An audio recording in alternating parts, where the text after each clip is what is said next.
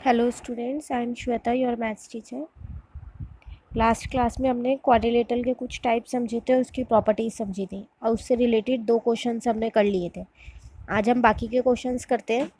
Question number 1 है, draw a rough sketch of a quadrilateral X Y W Z and name the following. पहले आपको एक quadrilateral बनाना है, rough sketch मतलब एक सिंपल क्वाड्रिलेटरल बनाना है जिसको नाम देना है एक्स वाई डब्ल्यू जेड। तो ये मैंने एक क्वाड्रिलेटरल बनाया एक्स वाई डब्ल्यू जेड, ठीक है, इसको नाम दे दिया एक्स वाई डब्ल्यू जेड। अब आपको इसके कुछ पार्ट्स बताने हैं, जैसे एडजेसेंट साइड्स बतानी है, अपोजिट साइड्स बतानी है, डायगोनल्स और पेयर ऑफ अपोजिट एंगल्स। ठीक है, ये सारे मैंने यहाँ लिखे हैं पार्ट्स, तो यहीं से समझते हैं डायरेक्ट फिगर को देख के। फर्स्ट है एडजेसेंट साइड्स। एडजेसेंट का मतलब होता है एक के बाद एक, मतलब एक्स वाई, इसके बाद कौन सी साइड है वाई डब्ल्यू, तो ये एक पेयर है पूरा। सिमिलरली वाई डब्ल्यू, इसके बाद कौन सी साइड है वाई जेड, तो ये दूसरा पेयर है। आपको 2 ही पेयर लिखने हैं, वैसे इसमें 4 पेयर होते हैं, ये भी है डब्ल्यू जेड जेड एक्स और जेड एक्स एक्स वाई, पर आपको क्वेश्चन में 2 ही पेयर पूछे हैं इसलिए हमने 2 लिखे हैं। आप कोई से भी 2 लिख सकते हो, बस ये याद रखना है एडजेसेंट का मतलब होता है एक के बाद एक, इसके बाद ये, देन इसके बाद ये। ठीक है, अपोजिट साइड्स है आमने सामने, इसके 2 पेयर लिखने हैं, 2 ही पेयर है, एक्स वाई और जेड डब्ल्यू एक पेयर है, वाई डब्ल्यू और एक्स जेड एक पेयर है। ठीक है, तो ये एक पेयर, ये एक पेयर, आमने सामने वाली जो साइड्स होती हैं। देन डायगोनल, कोई भी एक डायगोनल बनाना था तो मैंने वाई से जेड वाले पे लाइन खींची है, तो डायगोनल का नाम हो गया वाई जेड। एक्स डब्ल्यू भी इसका एक डायगोनल है, अगर यहाँ लाइन खींच दो तो, बट आपको एक ही डायगोनल बताना है इसलिए मैंने ये वाली लाइन ली है। ठीक है, नेक्स्ट है अपोजिट एंगल्स, एक पेयर बताना है, तो अपोजिट एंगल आमने सामने वाले, एक्स के साथ है डब्ल्यू, इसके सामने ये है ना अपोजिट साइड पे, तो ये एक पेयर है, और वाई के साथ है जेड, ये एक पेयर है, तो मैंने ये वाला पेयर लिया एक्स और डब्ल्यू, क्योंकि आपको एक ही पेयर बताना है। ठीक है, उसके बाद लास्ट में लिखा था क्या ये कन्वेक्स क्वाड्रिलेटरल है या कनकेव। कन्वेक्स क्वाड्रिलेटरल और कनकेव क्वाड्रिलेटरल होते क्या है, पहले ये पता करते हैं हम। कन्वेक्स क्वाड्रिलेटरल वो क्वाड्रिलेटरल होते हैं जिसके सारे डायगोनल्स उसके अंदर होते हैं, मतलब फिगर के अंदर ही बनते हैं। और कनकेव क्वाड्रिलेटरल वो क्वाड्रिलेटरल होते हैं जिसका कोई एक या फिर एक से ज़्यादा डायगोनल फिगर के, मतलब क्वाड्रिलेटरल के बाहर बनता है। ठीक है, तो यहाँ पर हमारा फिगर के अंदर ही बन रहा है, दूसरा डायगोनल बनाएंगे एक्स और डब्ल्यू को, वो भी फिगर के अंदर ही बनेगा, क्वाड्रिलेटरल के अंदर ही बन रहा है, इसका मतलब ये कौन सा क्वाड्रिलेटरल है, कन्वेक्स क्वाड्रिलेटरल है। ठीक है, नेक्स्ट क्वेश्चन 2 और 3 मैंने आपको करा दिया था, 4 करते हैं। क्वेश्चन 4 है, गिव द रीजन, आपको रीजन देना है। A square can be considered a special case of triangle, आपको येस या नो बता के रीजन देने हैं। ठीक है, तो कह रहा है क्या स्क्वायर एक तरीके का स्पेशल के रेक्टेंगल ही है, हाँ है, क्योंकि दोनों ही पैरेललोग्राम है, दोनों में पैरेललोग्राम की प्रॉपर्टी है और दोनों के हर एक एंगल 90 डिग्री के होते हैं। पैरेललोग्राम की प्रॉपर्टी क्या है, डायगोनल्स बाइसेक्ट करते हैं और अपोजिट साइड से इसकी इक्वल होती है। ठीक है, तो इसका आंसर है येस। नेक्स्ट है, rectangle can be considered a special case of parallelogram, क्या हम रेक्टेंगल को पैरेललोग्राम कंसिडर कर सकते हैं, कर सकते हैं, क्योंकि दोनों के अंदर ही पैरेललोग्राम हो या रेक्टेंगल हो, दोनों के अंदर ही अपोजिट साइड्स पैरेलल भी होती हैं और इक्वल भी होती हैं। ठीक है, नेक्स्ट है, square can also be considered a special case of rhombus, क्या हम स्क्वायर को रोम्बस कंसिडर कर सकते हैं, बिल्कुल कर सकते हैं। मैंने आपको लास्ट टाइम भी बताया था, स्क्वायर और रोम्बस में सिर्फ एक माइनर सा डिफरेंस होता है, वो ये कि स्क्वायर के सारे एंगल 90 डिग्री के होते हैं और रोम्बस के नहीं होते, बाकी सारी प्रॉपर्टीज मैच होती हैं। तो हम कर सकते हैं क्योंकि रोम्बस और स्क्वायर की सारी साइड्स इक्वल होती हैं, डायगोनल्स भी बाइसेक्ट करते हैं उनके, तो हम एक रीजन लिखना है, तो मैंने ये लिखा है कि स्क्वायर और रोम्बस की सारी साइड्स इक्वल होती है। नेक्स्ट है, square rectangle and parallelogram all are quadrilateral, क्या ये तीनों क्वाड्रिलेटरल होते हैं, हाँ, क्योंकि ये तीनों जो है 4 साइडेड फिगर है, 4 साइडों से ही बनता है ना, 4 साइडेड पॉलीगन है, तो ये क्वाड्रिलेटरल है, यस है इसका भी। A square is also a parallelogram, yes, क्योंकि इस पैरेललोग्राम की भी अपोजिट साइड्स पैरेलल होती है और स्क्वायर की भी अपोजिट साइड्स जो है वो पैरेलल होती है।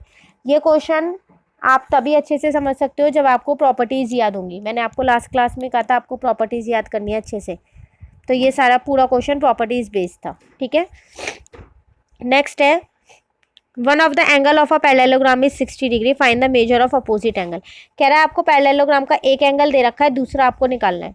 तो देखो मैंने पहले पैरेललोग्राम बनाया, ये रहा। ठीक है, अब एक एंगल है, मैंने इसको ए को ही मान लिया 60। अपोजिट एंगल निकालना है, ए का अपोजिट कौन सा होगा, सी होगा ना, तो सी मुझे निकालना है। ठीक है, तो एंगल ए और एंगल सी क्या है, अपोजिट एंगल, और अपोजिट एंगल हमेशा इक्वल होते हैं, ये पैरेललोग्राम की प्रॉपर्टी है। तो एंगल ए 60 है तो एंगल सी भी 60 होगा, तो एंगल सी आ गया हमारा 60 डिग्री। ठीक है, उसके बाद है नेक्स्ट है आपके पास, which of this shape shown in the figure does not have the following property. कह रहा है इन शेप में से ये इनमें से कौन सी प्रॉपर्टी उनकी नहीं है। Opposite sides are equal in length, किसकी अपोजिट साइड्स इक्वल नहीं होती हैं। देखो आपको दिख रहा है ये ट्रेपीजियम, पहले हम ऐसा करते हैं इनके नाम कर लेते हैं, आपको लास्ट में इनके नाम भी बताने। ये रेक्टेंगल है, ये स्क्वायर है, ये पैरेललोग्राम है, ये रोम्बस है, ये ट्रेपीजियम है। ठीक है, अब देखो ट्रेपीजियम की अपोजिट साइड्स इक्वल नहीं होती है, ट्रेपीजियम की सिर्फ एक पेयर इक्वल होता है अपोजिट साइड का, दूसरा नहीं होता था, ये हमने लास्ट प्रॉपर्टी में किया था। बाकी सबकी जो ये चारों हैं, रेक्टेंगल, स्क्वायर, पैरेललोग्राम और रोम्बस, इन सब की अपोजिट साइड्स इक्वल होती है। तो ए का आंसर आएगा ई, क्योंकि आपको ये बताना है कौन सी प्रॉपर्टी इनमें ये वाली फिगर फॉलो नहीं कर रही है, तो ई वाली नहीं कर रही है। Only one pair of opposite side is parallel, मतलब किन किन में एक पेयर नहीं होता, तो सिर्फ इसमें ही तो एक पेयर होता है ट्रेपीजियम में, ई वाले में, बाकी सब में तो दो दो पेयर पैरेलल होते हैं। तो इसका आंसर आएगा ए बी सी डी, है ना, क्योंकि इन सब में दोनों पेयर पैरेलल होते हैं, एक पेयर नहीं, दोनों पैरेलल होते हैं। अपोजिट एंगल्स आर इक्वल, किस में होते हैं अपोजिट एंगल्स आर आपके इक्वल, जिसमें होते हैं, तो इसमें भी होते हैं, इसमें भी होते हैं, इसमें भी होते हैं, इसमें भी होते हैं, सिर्फ ट्रेपीजियम में नहीं होते अपोजिट एंगल आर इक्वल। तो इसका आंसर आएगा ई। ठीक है, और उसके बाद कह रहा था नेम ऑफ द फिगर, आपको नाम बताने हैं, वो मैंने आपको स्टार्टिंग में ही बता दिए। ठीक है, इसके सबके सॉल्यूशन मैंने आपको नीचे दिए हैं, जैसे किया है आपको सेम वैसे ही करना है। फिगर जिसमें बनाई है, फिगर बनानी है पेंसिल से, देन सॉल्यूशन करना है।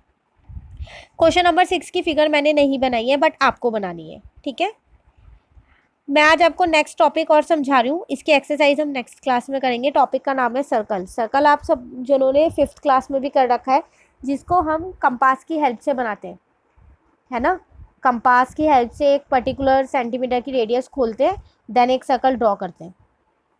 देखो सर्कल के कुछ पार्ट्स होते हैं, centre, diameter, chord, segment, semicircle, radius, circumference, arc, sector, interior and exterior of the circle. तो ये पार्ट्स आपको ना यहाँ पर इस टेबल के थ्रू पूरे एक्सप्लेन कर रखे हैं। ठीक है, फर्स्ट है सेंटर। सेंटर आप सबको पता है, जहाँ आप कंपास का पॉइंट रख के सर्कल बनाते हो उसको ही बोलते हैं सेंटर। जैसे ये रहा ओ, ये आपका सेंटर। ठीक है, देन रेडियस। रेडियस क्या होती है, कोई भी लाइन सेगमेंट जो सेंटर को ज्वाइन कर रही हो और सर्कल के कहीं पर भी बाउंड्री को ज्वाइन कर रही हो। जैसे ओ पी इन्होंने यहाँ दे रखा है, आप यहाँ पर भी लाइन खींच सकते हो, सेंटर से यहाँ तक ओ ए नाम दे दो, यहाँ से यहाँ तक ओ बी नाम दे दो, बस कोई भी लाइन सेगमेंट हो सकती है। एक पॉइंट उसका सेंटर पे होना चाहिए लाइन सेगमेंट का, और दूसरा पॉइंट सर्कल के बाउंड्री पे होने चाहिए, वो आपकी सारी रेडियस होती है। ठीक है, यहाँ ओ पी आपकी। नेक्स्ट है कॉर्ड। कॉर्ड क्या होता है, कोई भी लाइन सेगमेंट जिसके दोनों पॉइंट्स सर्कल की बाउंड्री को टच कर रहे हो। जैसे यहाँ क्यू पी है, आप ये कॉर्ड सेंटर से भी बना सकते हो, बस सर्कल की बाउंड्री पे टच होने चाहिए दोनों पॉइंट उस लाइन सेगमेंट की, वो सारी होती है आपकी कॉर्ड। जैसे यहाँ पर पी क्यू आपको दे रखा है। ठीक है, ये सेंटर से भी पास कर सकते हो आप। डायामीटर। डायामीटर हमेशा सेंटर से पास होता है एक पॉइंट, दूसरा उसकी जो लाइन सेगमेंट होती है वो भी सर्कल के दोनों, उसके जो पॉइंट्स हैं सर्कल की बाउंड्री को टच होने चाहिए, ये रहा। अब आप इसको डायामीटर नहीं कह सकते जो कॉर्ड था, क्योंकि ये सेंटर से पास नहीं हो रहा, बट आप ए बी को कॉर्ड कह सकते हो, क्योंकि देखो ये जो लाइन सेगमेंट है ए बी के दोनों पॉइंट बाउंड्री पे टच हो रहे हैं सर्कल के, है ना, तो आप इसको कॉर्ड कह सकते हो, बट इसको डायामीटर नहीं कह सकते। डायामीटर वो है जो सेंटर से ही पास हो। अब आप इस सेंटर से कितनी भी लाइन खींच सकते हो, ऐसे एक इधर इनफाइनाइट लाइंस खींच सकते हो, है ना, बट सेंटर से पास होगा तो ही डायामीटर है, अगर सेंटर से पास नहीं हो रहा तो वो कॉर्ड है। ठीक है, नेक्स्ट है आपके पास सर्कमफेरेंस। सर्कमफेरेंस आपने चैप्टर नंबर 15 में पेरीमीटर किया था, रेक्टेंगल और स्क्वायर का। यहाँ पर सर्कल का पेरीमीटर को सर्कमफेरेंस बोलते हैं।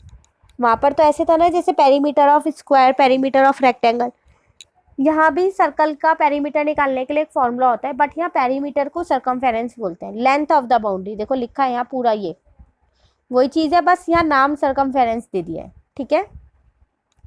आर्क, आर्क देखो ये है,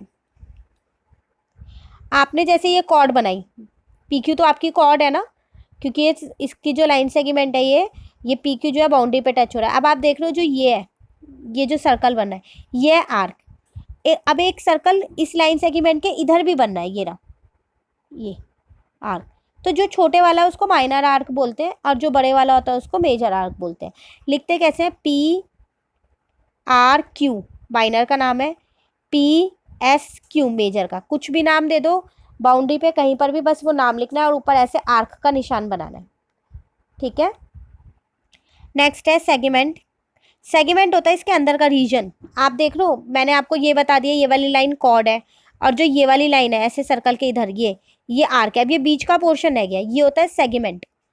तो माइनर आर्क के अंदर जो पोर्शन है वो माइनर सेगमेंट, और जो मेजर आर्क के अंदर पोर्शन है वो मेजर सेगमेंट। तो ये रहा आपका माइनर और मेजर, ठीक है। इंटीरियर और एक्सटीरियर, सर्कल के अंदर जितने भी पॉइंट्स है वो इंटीरियर पॉइंट्स है, सर्कल के बाहर जितने भी पॉइंट्स है वो एक्सटीरियर पॉइंट्स है, सर्कल के ऊपर जितने भी पॉइंट्स है वो ऑन द बाउंड्री है सर्कल के, ठीक है। नेक्स्ट है सेक्टर।